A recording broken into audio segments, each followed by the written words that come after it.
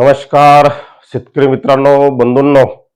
मी राजभाऊ उगले, राहणार कोठाळा, तालुका अंबड, जिल्हा जालना. मित्रांनो, आज 20 मे 2026. आजपासून पुढे राज्यात हवामान कसं असेल या संदर्भातली माहिती आपण सांगणार आहोत. दोन गोष्टीचा महत्वाचा बदल राज्यामध्ये होणार आहे. मित्रांनो, आजपासून दक्षिण पश्चिम वाऱ्यांना वेग येईल आणि मित्रांनो उद्या 21 आणि परवा 22 पासून राज्याच्या अंतर्गत भागात पावसाच्या ऍक्टिव्हिटीज वाढतील. मित्रांनो, घाटावर पावसाच्या ऍक्टिव्हिटीज वाढतील, दक्षिणेकडे पावसाच्या ऍक्टिव्हिटीज वाढतील आणि हा राज्यासाठी खूप मोठा मे मध्ये दिलासा आहे. तापमान सुद्धा मित्रांनो या निमित्तानं कमी होत आहे. तापमानाचा जो पारा चढता जो आलेख होता आणि तापमानामुळे जो संबंध महाराष्ट्र लाहीलाही झाला होता, तापमानाचं प्रमाण मित्रांनो 22 तारखेनंतर राज्यात कमी होत आहे. विशेषतः मित्रांनो 22 आणि 23 तारखेला राज्याच्या अंतर्गत भागात पावसाच्या हालचाली होणार आहेत. आता अंतर्गत भागात प्रामुख्याने कुठले जिल्हे येतात, त्यामध्ये प्रामुख्याने मित्रांनो दक्षिणेकडे जर आपण गेलो, सोलापूर, धाराशिव, लातूर, त्यानंतर वर आले बीड, जालना, छत्रपती संभाजीनगर, अहिल्यानगर, त्यानंतर इकडे मित्रांनो परभणी, हिंगोली, नांदेड. सध्या तरी मित्रांनो उत्तर महाराष्ट्राला आणखी याचा दिलासा नाही.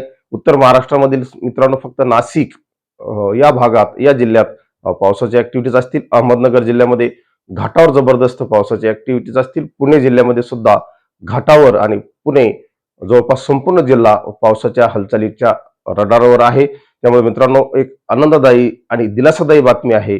राज्यात उद्यापासून म्हणजे 21-22 पासून पावसाच्या हालचाली वाढत आहेत आणि या हालचाली मित्रांनो पूर्व मोसमी असणार आहेत आणि यामुळे मोठ्या प्रमाणावर जे पिकांना पाण्याची आवश्यकता होती, निश्चित काही अंशी ती पिकांची पाण्याची आवश्यकता यातून भरून निघणार आहे आणि यामुळे एक मोठा दिलासा राज्याला तापमानातून सुद्धा मिळणार आहे.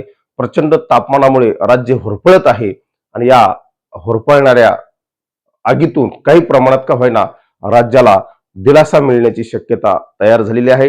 मित्रांनो, त्यानंतर पुढे 26-27 नंतर परत एकदा राज्यात दक्षिणेकडून पावसाच्या हालचाली वाढत आहेत आणि मित्रांनो खऱ्या अर्थानं आता आज उद्यापासून राज्यात बदल संभवत आहे. तापमानाचा पारा कमी होत आहे, पावसाच्या हालचाली वाढत आहेत.